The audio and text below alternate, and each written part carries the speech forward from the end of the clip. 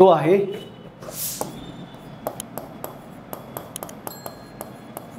Environment, पर्यावरण. एक गोष्ट नीट लक्षात ठेवा, स्पर्धा परीक्षांचा अभ्यास करताना तुमच्या मनामध्ये खरोखर, फक्त पास होण्यापुरतं म्हणत नाही मी, खरोखर काय पाहिजे, पर्यावरणाबद्दल जागरूकता पाहिजे. माझं विधान थोडं चुकीचं या दृष्टिकोनातून मी काय म्हणालो, स्पर्धा परीक्षांचा अभ्यास करताना असं नाही आहे, या पृथ्वीवरील प्रत्येक व्यक्तीच्या मनामध्ये पर्यावरणाबाबत जागरूकता असलीच पाहिजे, तर आपल्या पुढच्या पिढ्यांचं भविष्य अस्तित्वात येऊ शकतं. अन्यथा फुलस्टॉप आहे आपल्या पिढीतच. इतक्या प्रमाणात आपण आणि विशेषतः आपल्या आधीच्या पिढ्यांनी काय केलं आहे, पर्यावरणाचा ऱ्हास केलेला आहे. त्यामुळे प्रत्येक वेळेस UPSCचा MPSCचा पेपर जर तुम्ही पाहिलात, प्रिलिम्स, मेन्स, ऑब्जेक्टिव्ह, डिस्क्रिप्टिव्ह कुठलाही, तर तुम्हाला पर्यावरणाच्या ऱ्हासाबाबत खूप सारे प्रश्न आलेले आढळतात.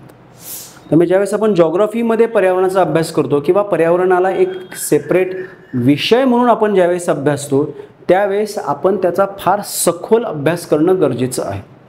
पर्यावरणाच्या अभ्यासामध्ये आपल्याला पर्यावरणाच्या बेसिक गोष्टी आपण अभ्यासतोच, त्यात काही वाद नाही आहे. प्रश्न हे प्राधान्याने कशावर येणार आहेत, काय बिघडलं आहे यावर प्रश्न येणार आहे.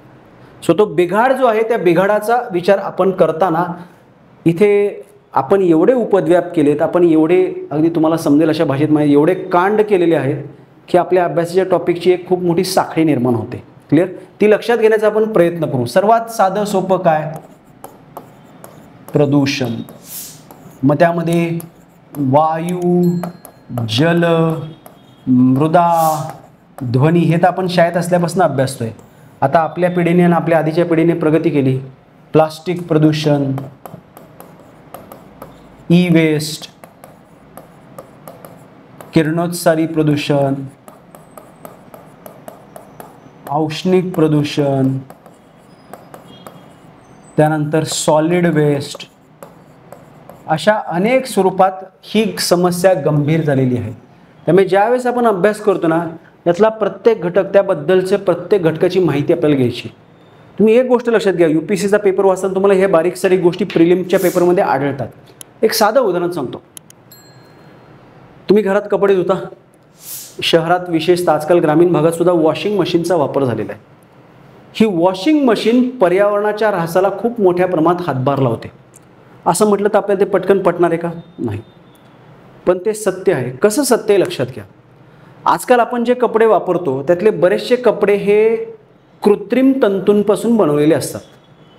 पूर्वी आपण नैसर्गिक तंतूचे म्हणजे कापूस, लोकर, रेशीम, जूट याचे कपडे वापरायचो. आता नायलॉन किंवा तशा पॉलिस्टर असले कपडे आपण वापरतोय. हे सगळे कृत्रिम धागे आहेत.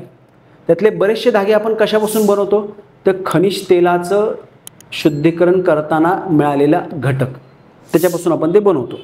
आता ज्यावेळेस तुम्ही वॉशिंग मशीनमध्ये कपडे धुता, ती मशीनमधली मोटार त्या पाण्यामध्ये कपडे गरा गरा गरा गरा फिरवते धुताना, सुकवताना.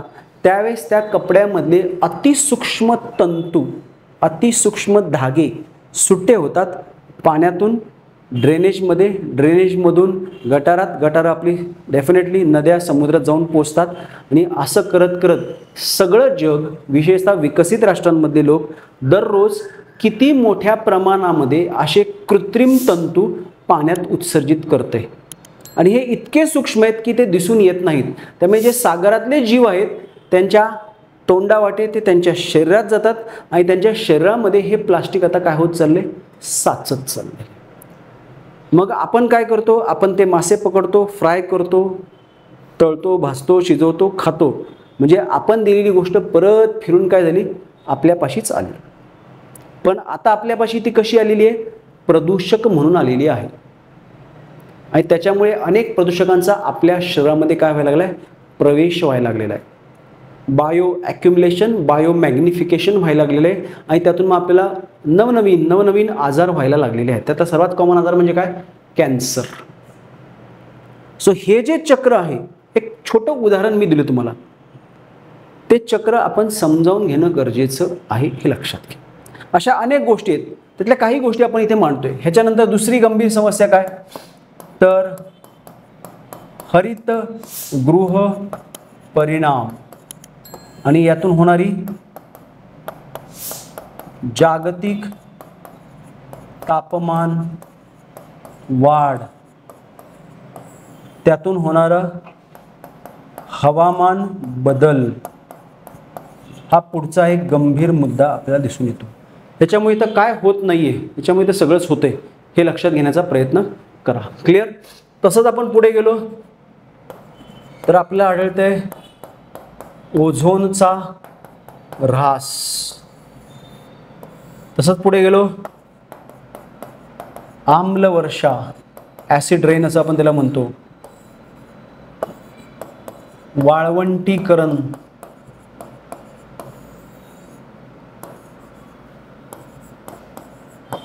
पाणथळ भूमींचा ऱ्हास,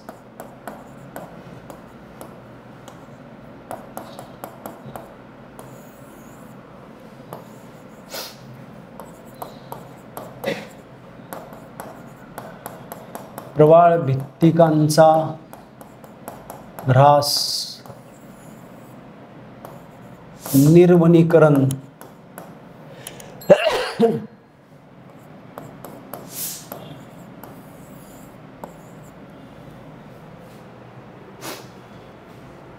क्लिअर. सो बघा किती आले मुद्दे. हे किमान आवश्यक मुद्दे आहेत बरं का. आपण ज्यावेळेस अभ्यासाला लागू त्यावेळेस आपल्याला आणखी बऱ्याच गोष्टी सापडतील. 1 2 3 4 5 6 7 8 ह्या प्रमुख ठळक गोष्टी आहेत की ज्या चालू घडामोडीत चर्चेत आहेत. त्यावर GSच्या कुठल्या ना कुठल्या पेपरमध्ये वेगवेगळ्या स्वरूपात प्रश्न येतात. सो आपण ज्यावेळेस पर्यावरणाचा अभ्यास करतो ना त्यावेळेस ह्या गोष्टी आधी आपल्या डोक्यात आल्या पाहिजे. आपल्याला ह्याचा अभ्यास करायचा आहे.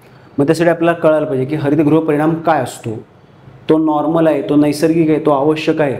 मग आपण इथे ऱ्हासामध्ये काय लिहिलं आहे त्याला, तर तो जास्त प्रमाणात घडला तर काय होतं, तापमान वाढ. ती कशी होते, ती तापमान वाढ झाल्यामुळे जे काही वेगवेगळे बदल होत आहेत त्यातला प्रमुख काही काय हवामान बदल, त्यात नक्की काय काय होतं आहे. मग त्याला जोडायचं भारताशी. भारतावर या हवामान बदलाचे परिणाम कशा प्रकारे होत आहेत.